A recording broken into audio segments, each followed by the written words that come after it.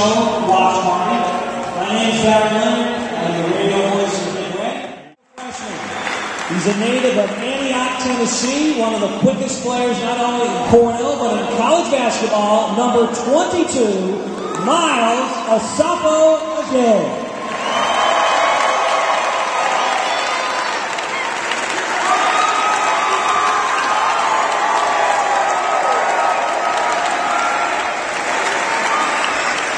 Our next freshman is the master of the Rubik's Cube. He speaks 5 languages.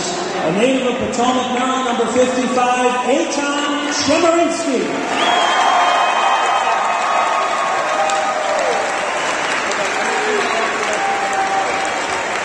Our next freshman comes from the land of 1,000 lakes. He can hit the 3, he can dunk. He's nicknamed Fruit by his teammates. His name, number 23, Josh Fagini.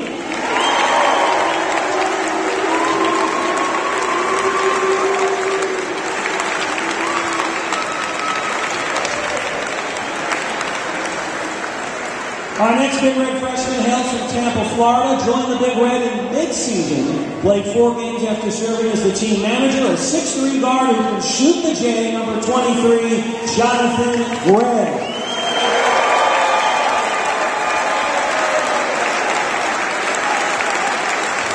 And our last freshman, the only one to crack the rotation this season, limitless potential, can dunk, face up, from Indianapolis. He wants to go home to the Final Four. Big round of applause for number 5, Eric Pick.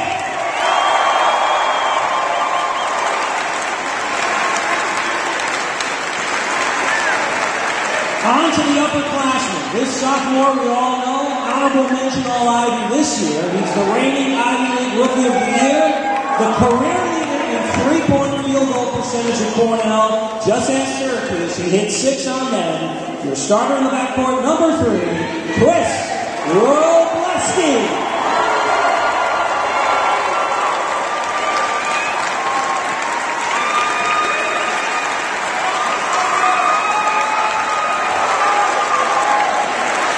Back to the freshman. We forgot this gentleman from Brentwood, California. Ladies and gentlemen, let's hear it for number 21, Peter McMillan.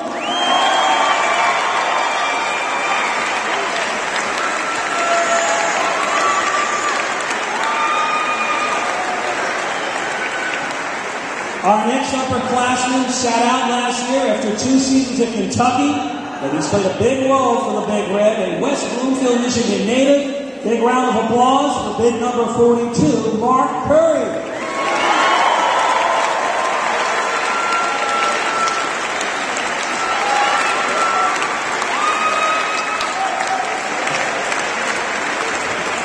Our next Big Red player, also a transfer from Centenary. You'll get to know him next year. He's from Pearland, Texas. He can get up off the floor. Ladies and gentlemen, let's welcome Anthony Gatlin.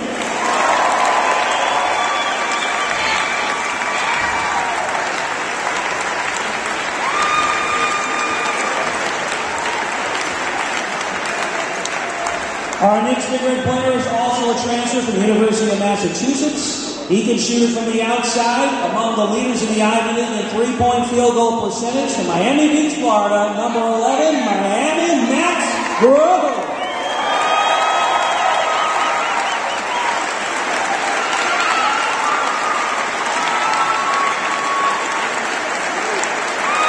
Our next Big Red junior is 6'9". He can shoot from the outside, post up on the inside. We'll get the chance to crack the starting lineup next year from Overland, Washington, number 4, Aaron Osgood.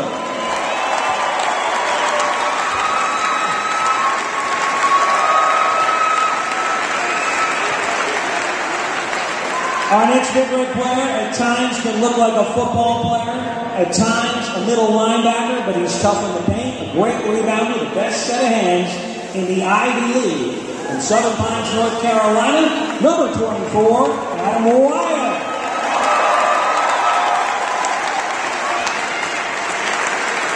Let's move on to our Big Red senior class. Let's hear it for this class, the winningest class in Ivy League Cornell history.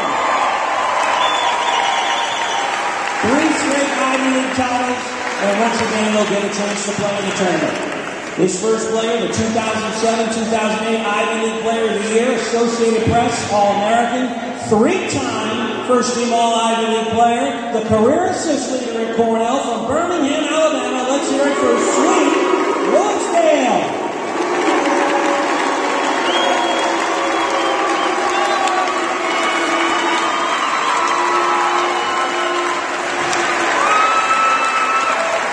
Our next big red senior is a two-time Ivy League Defensive Player of the Year.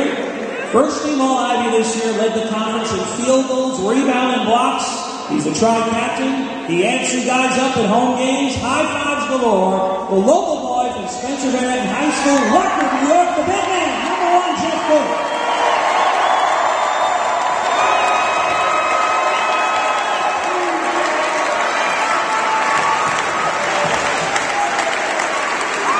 Our next big red senior, is there a better story in college basketball? Famous for his blogs on the New York Times, Cornell fans remember him as tri-captain, 20 points, and the game-winning three against St. John's in the Holiday Festival. From Los Angeles, California, let's hear it, number 25, John James.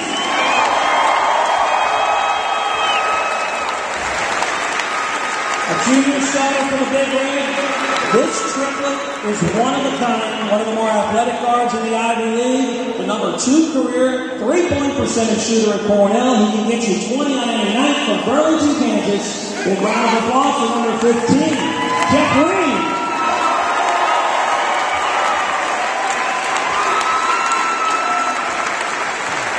Another big man for Cornell. This guy got the Big Red out of a snowstorm in Blair, Nebraska. He can dunk. He blocked 2 shots in his final regular season game in a Cornell uniform from Blair, Nebraska. Number 40, Pete Morelli.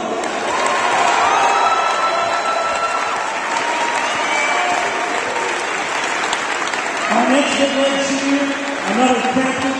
Everybody looks to him for leadership.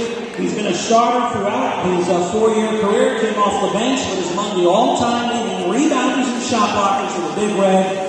Our big bruiser from Clear Spring, Maryland, number 33, 18, Alex Tyler.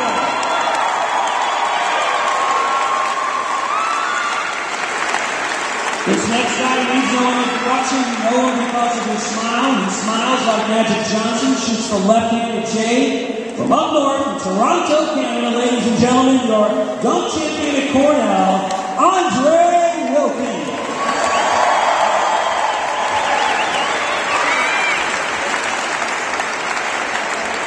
And finally, the last of our Big Red seniors, the 2009-2010 Ivy League Player of the Year, the all-time leading scorer of Cornell, the all-time leading three-point shooter in Ivy League history, Ray Whitman. 50% defense, fighting in second units in Jacksonville, Florida, the number 5 seed, the Owls, attempted 52nd